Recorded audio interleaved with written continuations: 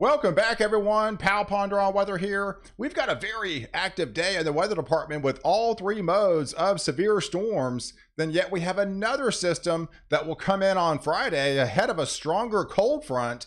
And then we'll be watching areas along the East Coast as a powerful low pressure center will be heading up the coast with a lot of heavy rain for them. So let's break down the details for you and start off with the setup for today, because unfortunately we do have several areas where they do it upgraded to an enhanced risk. This is the latest update from the Storm Prediction Center.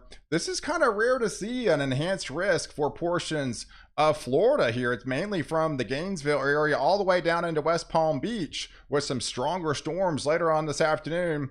But definitely around in and around the Dallas-Fort Worth area and portions of central Texas, they do have an upgraded enhanced risk as well for strong to severe storms. And then we also have a upgraded hatched risk for very large hail. This is right along a warm front that's essentially lifting from central Texas this morning that will be stalling somewhere around the Red River. And within that warm front, that's where things are going to be exploding in the afternoon time frame. I think things get going about 2 o'clock in the afternoon, and they extend all the way through to about 11 o'clock this evening. So these areas encompassing all of areas of the Dallas-Fort Worth area, even into portions of West Texas, that 10%, even an upgraded to 15% hatched risk for some of those large hail, big time hail producers. And some of those could be some ping pong size, some golf ball, even some tennis ball. I maybe can't even roll out some baseball size hail with this potential activity. And look at that. Yeah, that's definitely rare to see for Florida. Remember the other day, they had some larger hail down there towards the Tampa area, around 3 inches diameter. Unfortunately, they have the potential to see some of those larger hailstones today. So definitely be on high alert within the Florida region. And tornadoes is going to be definitely a risk too. So not so much in the Florida region, but definitely within the Dallas-Fort Worth area, right along that warm sector. As the dry line gets active, we'll have a cold pocket aloft. And then I think about 6 o'clock, between maybe 6 and 9 o'clock time frame, that's when the strong low-level jet will be entering the picture. Well, those photographs will be sort of elongated by then, and I think that's when we could see several potential tornadoes, and some of those could be strong tornadoes within that EF2 type variety, or potentially larger. So let's break down the dew points, because it's all about the warm front and the location where it goes today. So here's the warm sector right along this boundary where the dew points are right in the 60 all the way down in the 70 range in the deep South Texas.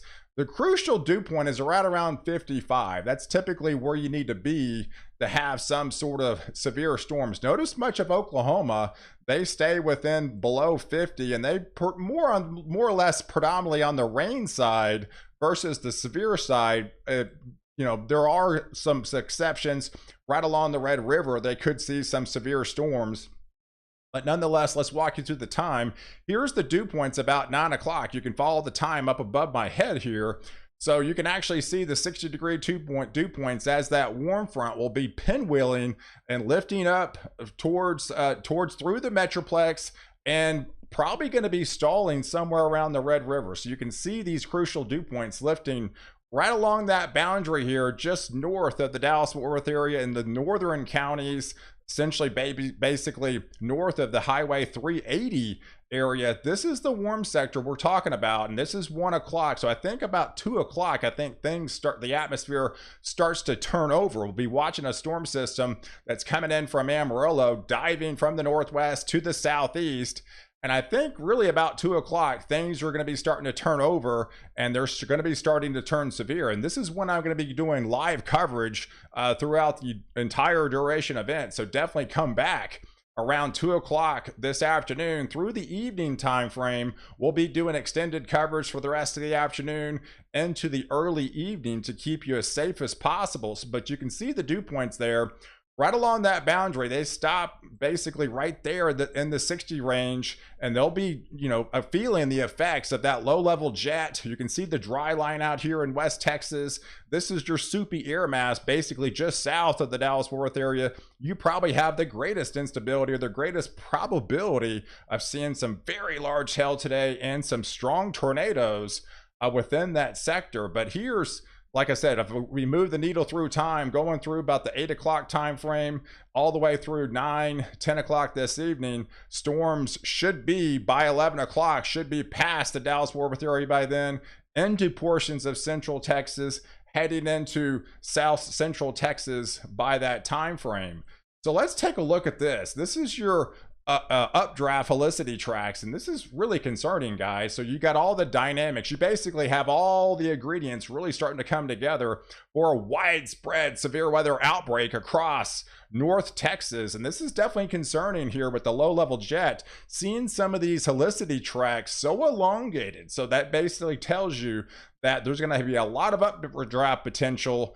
But once you get some of those large hail producers, they could be on the ground for an extended period of time as well and produce these long track hail swaths is a possibility.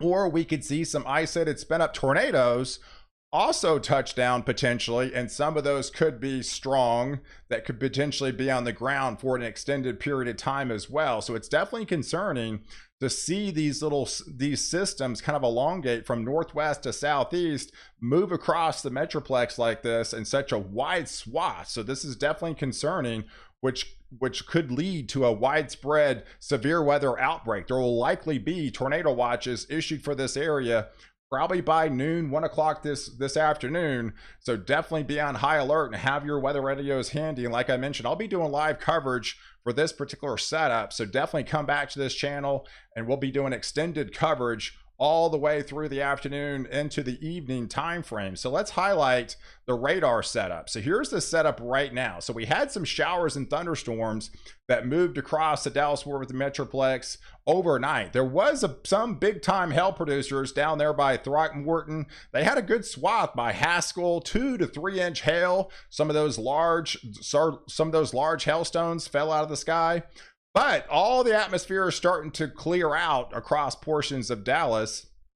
And then the atmosphere is more or less resetting, waiting for that warm front that's basically down here in central Texas that will be moving north as we speak with those dew points I showed you.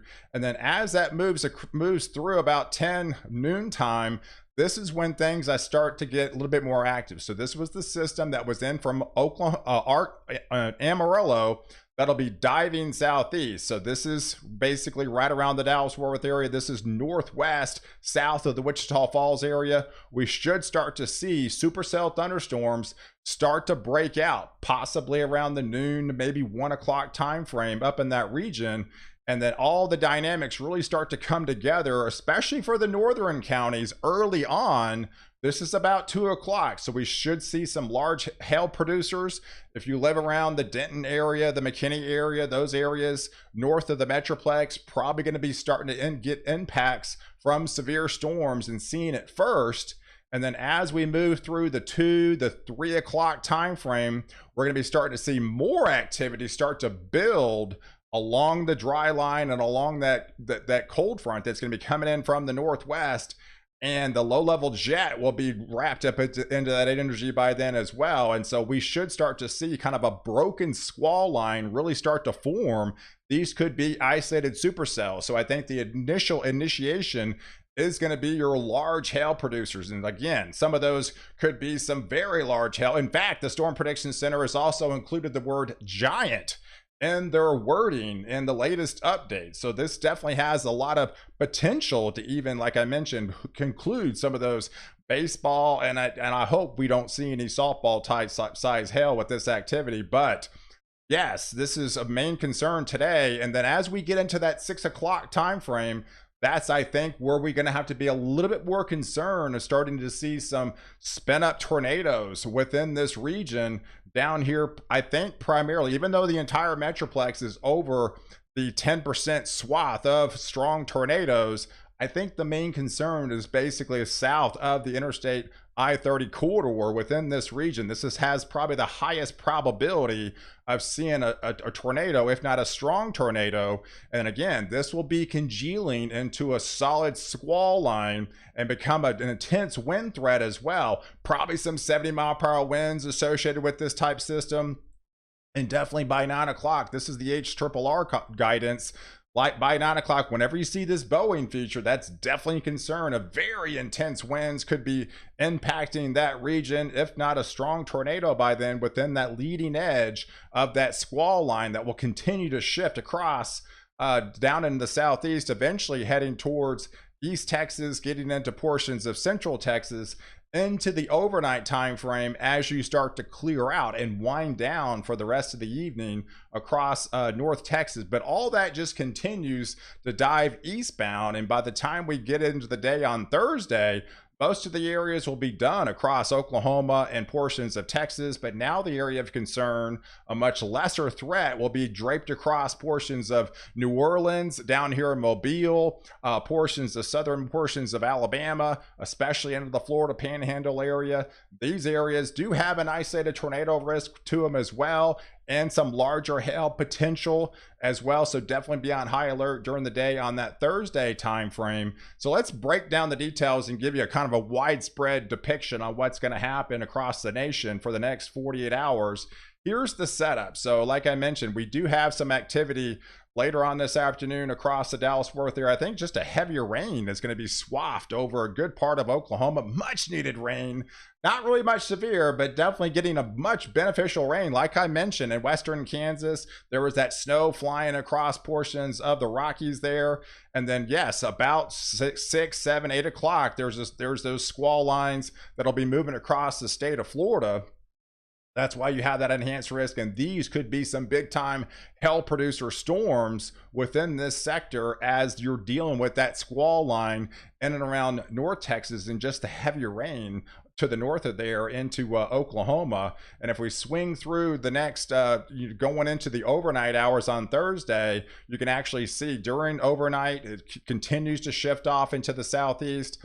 Now, as you wake up, by the time you get into Thursday morning, that will be draped across, starting to impact portions of the Houston area, portions of Shreveport, heading into more areas in Louisiana, back into Arkansas by then. And that's when we get into more of the daytime heating and that slight risk for severe storms. You can actually see the red starting to get back in the picture here in New Orleans with those stronger thunderstorms by then, as this will moving across the deep south here with some nasty squall line during the day on Thursday, and eventually head back into the Florida Panhandle as well, and inner portions of Georgia, as well as some activity into portions of Tennessee and portions of Kentucky, while we're waiting another system. This is along the leading edge of a stronger cold front. So we have more activity that's going to be starting to form on Thursday evening around portions of Nebraska, and that will be diving southbound into the overnight hours. And so by the time you wake up on Friday, and then during the day on Friday, by the time they get back into Texas again, the atmosphere will recover again. You got the south wind, temps probably in the low 80s by then, and yet we see more storms ahead of a stronger cold front dropping southbound. So we'll have to be on high alert again for, again, more big time, larger hail producers down in this region. But this time we'll shift a little bit further south and from North Texas down into Central Texas and down in towards portions of the deep South Texas, as we have another system that'll be draped across portions of Florida and along the Carolina coast. So let's break down this thing on the European guidance. So here's the big picture. We talked about the snow, still impacting portions of western Colorado and even portions of very wet snowflakes flying in portions of Denver. And as we move the time frame, we'll be moving it through Thursday. Like I mentioned, we'll have that activity further south, and look at that, more snow for them. So you can't catch a break in portions of Colorado with another significant, stronger cold blast for April standards. We'll have that storm system be more or less storms confined into ahead of that cold front during the day on Friday within Texas, as we'll be watching another area of low pressure center that will be draped across portions of the Ohio Valley, getting into the mid-Atlantic regions. And then this cold front, this low pressure center that comes out of portions of Texas on the Saturday time frame will be developing a low pressure center down there and towards the deep south again. So We'll have some rain showers in Texas again on Saturday morning, but I think it clears out for Sunday. But the more significant system tries to get impacting portions on Sunday night. We have another pretty intense low pressure center that's going to be forming way down here in the off of the southeast areas, and then at further north we have again a reinforcing shot of much colder air entering the picture. How often do you see a 540 line draped across southern portions of Ohio for the end of April? Not very often. That's another colder blast is entering the picture. But a pretty significant low pressure center will be traveling up the East Coast. So we have to be watching for some really stronger winds moving back in the picture by then. This will be draped across the East Coast. This could be some heavy rains and very heavy winds. We're probably talking 40, 50, maybe even upwards to 60 miles an hour, and very huge swath. And I can't even roll out some, maybe even some isolated areas getting some 70-mile-per-hour wind gust, especially during Monday afternoon, as this significant low pressure center will be traversing up the coast and really impacting with a lot of heavy rain within that feature. So let's take a look at some temperatures, because we've been talking about all this cold air and it just continues. I mean, as we go into Thursday, then you have that more significant cold front that comes in on Friday. Look at that. I mean, very rare to see such 20 and 30 degrees below normal conditions, while much of the West just continues to ramp up in a big way and really builds the heat dome as we get into the weekend, as much of the central states will still be inundated over the cooler than normal conditions, as much of the West will continue to heat up in a big way. So you can, this is May 1st. I mean, this is still locked into the below average temperatures for the first part of May, as the ridge will start to build and move a little bit further into our central states by the time we get into your May 3rd, May 4th timeframe. But look, it doesn't really last long, because yet we have possibly another cold front that's going to be dropping in from the north. So several cold fronts are definitely on the table. So I appreciate you guys watching. Do stay tuned for live coverage starting about 2 o'clock, when we're talking about all the severe weather is going to be unfolding across a good part of Texas this afternoon. So stay tuned for the next update, where I protect you before and after storm.